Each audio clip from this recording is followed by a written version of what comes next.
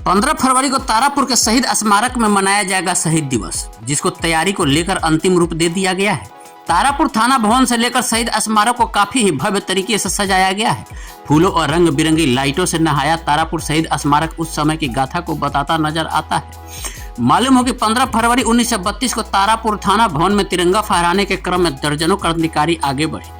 क्रांतिकारियों के बढ़ते कदम का रोकने के लिए डीएम ईओली SPW फ्लैग ने खुद मोर्चा संभाला था। अंग्रेजी पदाधिकारियों एवं सिपाहियों की बंदूक से चलाई जा रही गोलियां क्रांतिकारियों के बढ़ते कदम को नहीं रोक पा रही थी। हाथ में तिरंगा लिए क्रांतिकारियों का जत्था गोलियों के तरतराहट के बीच सीने पर गोलियां खाते हुए थाना परिसर पहुंचकर शान से तिरंगा फहराने में सफलता पाई। क्रांतिकारियों के जत्थे का हौसला बढ़ाने के लिए थाना भवन के आसपास खड़े लोग भारत माता की जय, वंदे मातरम का जय घोष कर उनका हौसला बढ़ा रहे थे। तिरंगा फहराने के क्रम में अंग्रेजी सिपाहियों की बंदूक से निकली गोलियों का शिकार हो 34 क्रांतिकारी शहीद हो गए, जबकि सैकड़ों घायल हो गए थे। शहीद हुए क्रांतिकारियों में 13 की पहचान हो पाई थी। चंद्र सिंह राकेश ने बताया कि आजादी के बाद इस दिवस को भुला दिया गया, लेकिन प्रधानमंत्री नरेंद्र मोदी द्वारा 2021 में पहले मन की बात में तारापुर के शहीदों की चर्चा के बाद जहां एक और नई ऊर्जा का संचार स्थानीय देशभक्तों में हुआ, वहीं वर्ष 2022 में तारापुर शहीद दिवस को राजकीय समारोह के रूप में प्रतिवर्ष 15 फरवरी को मनाए जाने की घोषणा सरकार ने कर दी। सरकार के द्वारा 1 करोड़ 28 लाख की राशि से निर्माण कराए गए शहीदों वीरों की मूर्ति पर और पार्क को पुष्पमाला से सजाकर इस वर्ष भी समारोह को भव्यता के साथ मनाए जाने को लेकर अनुमंडल प्रशासन के नेतृत्व में तैयारी पूर्ण कर ली गई है। 15 फरवरी 1932 यह वही तारीख थी जब तारापुर की धरती पर तिरंगा फहराने के क्रम में क्रांतिकारी शहीद हुए थे। या यूं कहे कि जालियांवाला बाग के बाद तारापुर ही वह दूसरी जगह थी जहां अंग्रेजों की गोली से बड़े पैमाने पर लोग शहीद हो गए थे। इन अमर शहीदों की याद में हर वर्ष की भांति इस वर्ष भी राजकीय सम्मान के साथ शहीद दिवस 15 फरवरी को मनाया जा रहा है। सबसे पहले 8:15 में शहीदों के प्रति श्रद्धांजलि होगी, पुष्पांजलि होगी। फिर 8:30 बजे 8:30 में राष्ट्रीय ध्वजारोहण होगा और उसके बाद श्रद्धांजलि सभा होगी 9:15 में। और फिर संध्या समय में एक शाम शहीदों के नाम सांस्कृतिक कार्यक्रम स्थानीय बच्चों का होगा। इस कार्यक्रम में कौन कौन रहेंगे?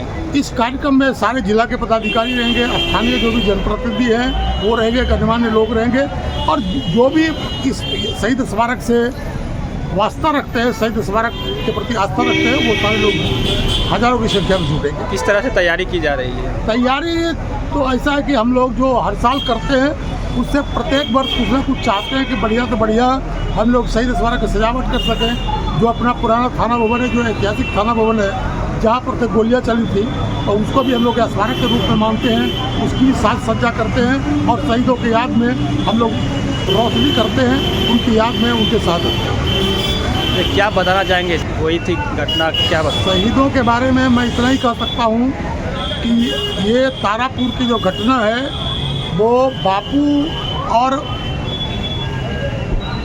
वो लॉर्ड इरविन के साथ समझौता हुआ था कि किसी क्रांतिकारी को हम और फांसी नहीं देंगे। ये कह करके वो समझौता करके इंग्लैंड गए थे द्वितीय गोलमेज सम्मेलन में, लेकिन वहाँ से जब वो लौट के आए उसके पहले ही शहीद भगत सिंह सुखदेव राजगुरु को फांसी दी थी। उससे महात्मा गांधी बहुत आहत हुए और उन्होंने एक युद्ध क्रांति की घोषणा कर दी। और इस बीच में हुआ था कांग्रेस के जितने भी कार्यालय थे सभी कार्यालय पर तिरंगा उतार करके यूनियन जैक लगा दिया। तो उसी के प्रतिरोध में एक घोषणा दी गई, बापू की तरफ से एक कॉल दिया गया कि जब उन्होंने हमारा तिरंगा उतार के यूनियन जैक लगा दिया हमारे कांग्रेस कार्यालय पर, तो हम भी जितने भी सरकार की इमारत हैं जहाँ भी यूनियन जैक लगा हुआ है उसको उतार करके हम राष्ट्रीय तिरंगा फहराएंगे। उसी के क्रम में 15 फरवरी 1932 को यहाँ पर थाना भवन पर राष्ट्रीय तिरंगा फहराने के क्रम में गोलियां चली थी। क्योंकि ऐसा हुआ कि उस समय के भी जो पुलिस के मुखबिर थे उन्होंने DMSP को सूचना दे दी गई थी कि आज मतलब कि ये यूनियन जैक उतार करके लोग तिरंगा फहराएंगे।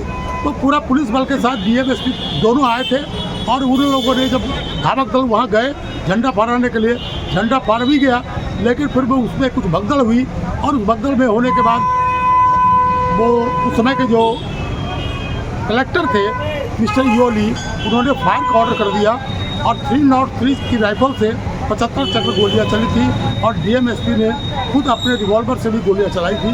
कुल आप कह सकते हैं कि कुल गोलियां चली थी 80 से ऊपर, जिसमें कि हमारे सैकड़ों लोग शहीद हुए। अनेकों लोग जख्मी हुए, जिसमें से कि कुछ लाश को अंग्रेजों ने उठाकर गंगा नदी में फेंक दिया, लेकिन 13 ज्ञात लाश प्राप्त हुआ और 21 अज्ञात लाश प्राप्त हुआ, क्योंकि दूर दूर से भी लोग आए थे इस क्रांति में शामिल होने के लिए, इस आंदोलन में शामिल होने के लिए। कितने लोगों का प्रतिमा यहाँ पे लगाया गया था? जो ज्ञात शहीद हैं 13, उनकी प्रतिमा लगाई गई है, और बाकी जो अज्ञात 21 है आपके पीछे में मूरल लगाया है, जिसको भित्ति चित्र आप कहते हैं। और इसमें हम लोग हर वर्ष इनके शहादत दिवस पर शहीदों की याद में, उनके सम्मान में, वो जो भी होता है उनके शहादत की याद में हम लोग उसको करते हैं। क्या नाम हुआ? मेरा नाम चंद्र सिंह राकेश है। ये जो शहीद स्मारक देख रहे हैं, ये दरअसल शहीद स्मारक संस्थान है। इसमें जो प्रबंध समिति है उसका मैं संयोजक हूँ।